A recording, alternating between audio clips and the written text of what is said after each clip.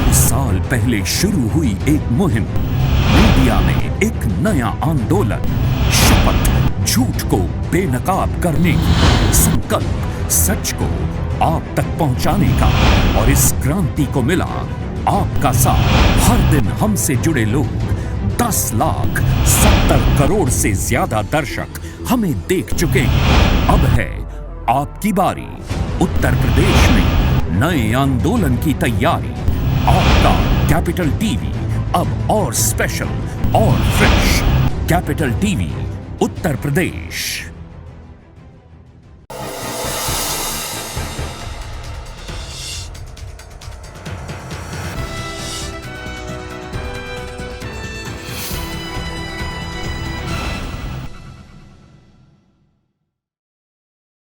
नमस्कार, capital TV Uttar Pradesh के नए शो यूपी का दंगल में आपके साथ में फरहा सिद्दीकी।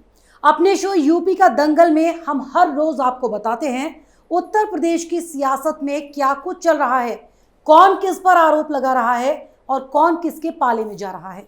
लेकिन आज बात करेंगे सूबे में जिला पंचायत अध्यक्ष पद के चुनाव की, क्योंकि इसके लिए बीजेपी ने एक खास लक्ष्य रख दिया है। गांव की सरकार का पहला पायदान यानी ग्राम प्रधान और ग्राम पंचायत सदस्य के बाद अब ब्लॉक प्रमुख के साथ जिला पंचायत अध्यक्ष पद का चुनाव होना है और इसमें भी बीजेपी अपनी जीत का परचम लहराने की तैयारी में है। तभी तो पार्टी ने जिला पंचायत अध्यक्ष पद के चुनाव को खास तरजीह देते हुए 75 में से 65 से ज्यादा जिलों में अपने अध्यक्ष बनाने का टारगेट रखा है।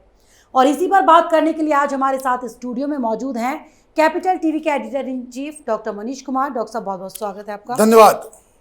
डॉक्टर साहब, 75 में से 65 से ज्यादा जिलों में अपने अध्यक्ष बनाने का जो बीजेपी का टारगेट है, क्या लगता है पूरा हो पाएगा? वैसे तैयारियां तो काफी तेज नजर आ रही है बीजेपी की। देखिए, भारतीय जनता पार्टी उत्तर प्रदेश में पूरी तरीके से इलेक्शन मोड में आ गई है जी। सारे जो मिशनरीज हैं वो सब चुनाव की ओर जो है उसका मुख कर दिया गया है। अब ये चुनाव के लिए ही सारा काम इन लोगों ने शुरू कर दिया है। मैं पंचायत जिला इस पे आऊँगा मैं जी। लेकिन एक खबर जो आ जाई है, क्यों मैं कह रहा हूँ कि भाई पूरी तैयारी शुरू हो गई है। वैक्सीनेशन और कोरोना इस चुनाव में एक बहुत बड़ा मुद्दा बनने वाला है, क्योंकि जिस हिसाब से आप देखिए देश भर में ऑक्सीजन की कमी के ऊपर बवाल मचा जी। दवाई की कमी के ऊपर बवाल मचा, बेड्स नहीं है उस पर बवाल, विपक्षियों ने राजनीति की, केजरीवाल का भांडा फूट गया सुप्रीम कोर्ट की रिपोर्ट से। उसी तरीके से सब जगह अब जब हर जगह से ये लोग हार गए तो इन लोगों ने वैक्सीन को निशाना बनाया कि भाई वैक्सीनेशन जो है वो होना चाहिए, बाहर से बुलाओ। ये हमारे बच्चों के वैक्सीन को मोदी जी आपने विदेश क्यों भेज दिए? दिल्ली में पोस्टर्स लगे, यहाँ पे लोगों को मिल नहीं रहे हैं और विदेश में भेज दिया आपने। तो ये अटैक माने ये बीमारी भी एक पॉलिटिकल मुद्दा बन गई है विपक्ष के लिए भी, और विपक्ष ने मुद्दा उठाया तो उसका तो जवाब देना पड़ेगा। जवाब देगी। तो योगी सरकार ने क्या किया, 1 करोड़ का टारगेट था, 6 दिन पहले ही पूरा कर दिया। अब ये हिंदुस्तान में तो कमाल की बात है ये कि सरकार कोई टारगेट देती हो और वो टाइम से पहले ही पूरा टाइम से पहले हो जाए। ये नॉर्मल कोर्स में नहीं होता जी। ये नॉर्मल कोर्स में नहीं होता है।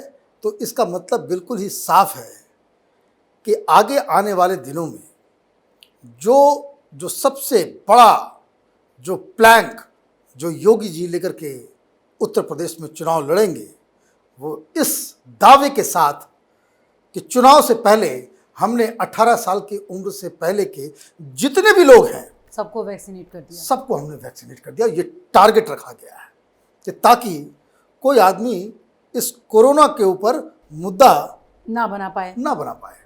अब ऑक्सीजन की हम बात करें डॉक्टर साहब, तो ऑक्सीजन के लिए भी और ज्यादा अब सप्लाई होगी, ये भी बात कह दी है मुख्यमंत्री ने। सप्लाई भी होगी और हर जगह हर डिस्ट्रिक्ट के ऊपर जो है वो इस तरह से बनाया जा रहा है यूपी के अंदर में प्लान कि हर डिस्ट्रिक्ट अपने आप में ऑक्सीजन को लेकर के उसको मारामारी करने की जरूरत नहीं पड़ेगी। तो वो व्यवस्था भी बन रही है, एक परमानेंट स्ट्रक्चर भी क्रिएट हो रहा है। साथ ही साथ कि चूंकि ये महामारी है, ये कितने दिन रहेगा कितने दिन नहीं रहेगा, तो उसको कैसे मेंटेन किया जाए, चुनाव की दृष्टि से मैं कह रहा हूं कि अगर आप फेल हो जाएंगे, ये लोग तो मुद्दा बना लेंगे, तो ये मुद्दा ना बने उसकी वो तैयारी है। अब ये जो आपने जो सवाल उठाया कि भाई 75 में से 65 क्या पूरा हो पाएगा? हो जाएगा। हाँ, तैयारियां देखकर डॉक्टर साहब लगता है कि बीजेपी कर लेगी ये। अच्छा, ये क्यों किया जा रहा है? क्योंकि अभी हाल में जो स्थानीय निकाय के चुनाव हुए तो खबर आ गई कि बीजेपी के बहुत सारे लोग हार गए, बहुमत नहीं मिला, ये नहीं हुआ, वो नहीं हुआ। पहले इसको समझ लीजिए, ये कोई पार्टी बेस्ड सिंबल के ऊपर लड़ने वाला चुनाव नहीं है। बहुत सारे इंडिपेंडेंट जीते हैं, उसको सारे लोग कहते हैं कि ये हमारा है। कोई भी जीतता है बोलता है भाई ये हमारा है, तो वो उस हिसाब से होता है। और जो जिला पंचायत के जो चुनाव होते हैं, जो उसके अध्यक्ष का जो चुनाव होता है, सुनने में बोलने में ख़राब लगता है, लेकिन हकीकत यही है कि जो वोटर्स को जो है वो खरीद लिए जाते हैं। ये सब जो लोग चुनाव स्थानीय निकाय के जो चुनाव लड़ते हैं, वो इस चीज़ की उनके दिमाग में ये होता है कि जब डिस्ट्रिक्ट लेवल पे जो चुनाव होगा तो उसमें हम अपनी कीमत ये रखेंगे। तो ये उस तरीके से होता है। और सरकार के साथ एक बेनिफिट ये होता है कि सारे लोग जो कन्फ्यूजन में होते हैं, जो डिसाइड नहीं कर पाते हैं, वो हमेशा सरकार की तरफ ही जा कर के वोट करते हैं। ये प्रथा है। और ये देखिएगा कि 65 का टारगेट है तो 55-60 जो है उसमें वो ले आएंगे। हेडलाइंस बन जाएगी कि भाई चुनाव से पहले सबसे अहम चुनाव में बीजेपी ने बाजी मार ली। बस दैट्स इट। उसका एक रुख है उसको दिखाने का। अब विपक्ष क्या करेगा वो भी अब देखना है कि भाई वो किस तरीके से इन सब चीज़ों का जवाब देता है। हाँ, चुप तो नहीं बैठेगा क्योंकि मुद्दे तो उसके पास बहुत सारे हैं। कभी राम मंदिर ज़मीन वाला मामला, तो कभी कोरोना का मामला, कभी प्रियंका गांधी ने कहा था कि महिलाएं सुरक्षित नहीं है योगी के राज में। प्रियंका वाड्रा ने कल एक, इसको कह सकते हैं कि एक एंट्री फिर से मारी है जी। वो फिर से आने की कोशिश कर रही है, दिखाने की कि हम भी हैं मैदान में। क्योंकि अखिलेश यादव ने अटैक कर दिया। अखिलेश यादव ने एक दिन पहले ये कहा कि प्रियंका वाड्रा को समाजवादी पार्टी के लिए चुनावी प्रचार करना चाहिए। तो अब उधर से तो जवाब आएगा कि भाई हम भी रेस में हैं। हालांकि कांग्रेस पार्टी अभी बहुत पीछे जा रही है, क्योंकि जो जतिन प्रसाद के जाने से वो इसको कह सकते हैं कि एक मॉरल सेटबैक, वो सेटबैक जो है उससे वो निपट नहीं पा रही है। लेकिन अगर प्रियंका वाड्रा को सीरियसली यूपी का चुनाव अगर लड़ना है, कांग्रेस पार्टी को फिर से रिवाइव करने की ज़रा सा भी मंशा है, तो ये जो टेम्परेचर है ना 40+, उसका ध्यान नहीं देना होगा।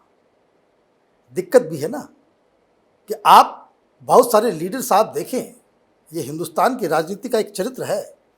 टेम्परेचर बहुत ज़्यादा है, गर्मी बहुत ज़्यादा है, सारे पॉलिटिकल कार्यक्रम बंद हैं, नेता निकलते नहीं, उनको गर्मी में जो है वो दिक्कत होती है, गर्मी में दिक्कत होती है, सड़क पे उतरने। और फिर वैसे कोरोना भी है इस वक्त, तो कोरोना तो अभी का जो माहौल है, तो कोरोना अभी अपने सबसे इनफेक्टिव, सबसे कमजोर दौर पे है।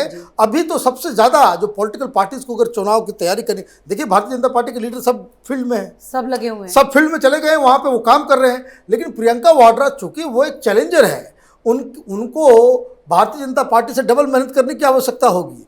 अगर वो दिल्ली में बैठ के ट्वीट करते रहेंगी तो उससे काम नहीं चलेगा, उससे काम नहीं चलने वाला।